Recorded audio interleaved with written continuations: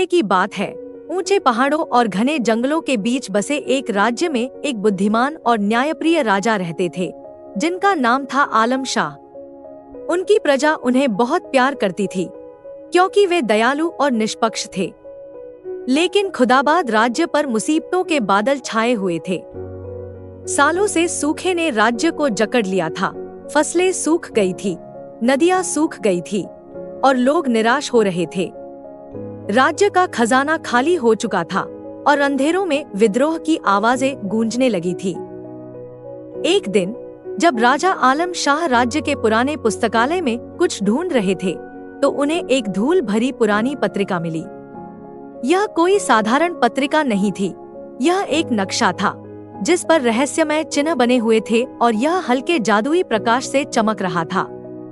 इस नक्शे पर एक ऐसे खजाने का वादा किया गया था जो खुदाबाद को बर्बादी से बचा सकता था। लेकिन राजा को यह नहीं पता था कि यह नक्शा उन्हें न केवल खजाने तक ले जाएगा, बल्कि उनके पूर्वजों के एक रहस्य से भी रूबरू कराएगा जो सब कुछ बदल देगा। आशा से भरे हृदय के साथ राजा आलम शाह ने अपने सबसे विश्वसनीय साथियों को इकट्ठा किया। सरफराज, एक बहादुर और वफादार सिपाही; नाजिया, एक चतुर और संसाधनशील जड़ी बूटी विशेषज्ञ; और बिल्लू, एक शरारती लेकिन कुशल चोर जो जमीन के बारे में सब कुछ जानता था। साथ मिलकर वे खजाने की तलाश में निकल पड़े, जिसका रास्ता रहस्यमय नक्शा दिखा रहा था। नक्शा उन्हें जादुई जंगलों से लेकर गुजरा, जहां पेड़ रहस्य बताते थे, खतरनाक नदियों के पार जहां पानी के जिन्न पहरा देते थे, और अंधेरी गुफाओं में जहां छायाएं जीवित प्राणियों की तरह नाचती थी। रास्ते में उन्हें कई परीक्षाओं का सामना करना पड़ा। एक स्फिंक्स की पहेलियां, आधी रात को गायब होने वाला पुल, और एक ऐसी घाटी जहां समय ठहर सा गया था। लेकिन राजा का संकल्प कभी डगमगाया नहीं, क्योंकि वे जानते थे कि उनके राज्य का भविष्य उनकी सफलता पर निर्भर था।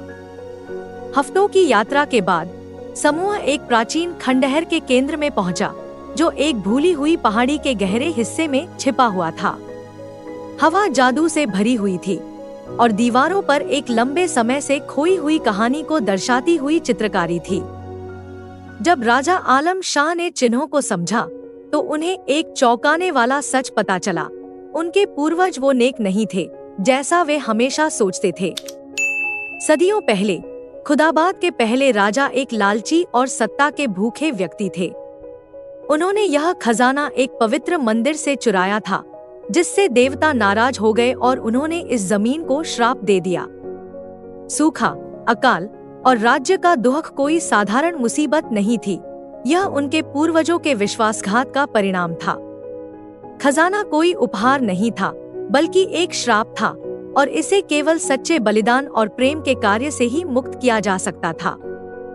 खंडहरों के गहरे हिस्से में समूह को खजाना मिला, एक शानदार सोने की पेटी जो जवाहरात से जड़ी हुई थी और हल्के जादुई प्रकाश से चमक रही थी। लेकिन जैसे ही राजा आलम शाह ने उसे छूने के लिए हाथ बढ़ाया, एक आवाज गूंजी जो गड़गड़ाहट की तरह गहरी और प्रभावशाली थी। केवल वही इस खजाने को प्राप्त कर सकता है जो अपने सबसे प्रिय को त्यागने के लिए तैयार हो, आवाज ने कहा। यह श्राप केवल प्रेम और बलिदान के एक निस्वार्थ कार्य से ही टूट सकता है। राजा ठिठक गए। वे क्या त्याग सकते थे? उनका ताज, उनका राज्य, उनकी जान? जैसे ही वे सोच रहे थे, नाजिया आगे बढ़ी। महाराज, उसने धीरे से कहा, सबसे बड़ा खजाना सोना या जवाहरात नहीं है, यह आपकी प्रजा का प्यार और विश्वास है। शायद यह बलिदान आपका नहीं, बल्कि हमारा है। किसी को रोकने का मौका मिलने से पहले नाजिया ने पेटी पर हाथ रखा और एक प्राचीन मंत्र बुदबुदाया। कमरा चमकदार रोशनी से भर गया, और जब रोशनी फीकी पड़ी तो खजाना गायब हो चुका था, और नाजिया भी। उसकी जगह एक चमकदार बीज था। दुखी लेकिन दृढ़ निश्चयी राजा आलम शाह बीज लेकर खुदाबाद लौट आए। उन्होंने इसे राज्य के केंद्र में लगाया और उसमें से एक शानदार पेड़ उगाया, जिसकी पत्तियां सोने और चांदी की थी। पेड़ की जड़ें दूर दूर तक फैल गईं, जमीन को फिर से जीवन दे दिया। नदियां फिर से बहने लगी, फसलें उगने लगी और लोग खुशियां मनाने लगे। लेकिन राजा कभी नाजिया के बलिदान को नहीं भूले। उन्होंने और भी बुद्धिमानी और दया के साथ शासन किया, यह सुनिश्चित करते हुए कि उसका निस्वार्थ कार्य कभी व्यर्थ न जाए। श्राप टूट गया था और खुदाबाद ने शांति और समृद्धि का एक नया युग शुरू किया। और इस तरह प्यारे पाठक, राजा आलम शाह और खोए हुए खजाने की कहानी समाप्त होती है। लेकिन याद रखें, सबसे बड़ा खजाना सोने या जवाहरात में नहीं मिलता, वह हमारे प्रेम, दया और एक दूसरे के लिए किए गए बलिदान में मिलता है।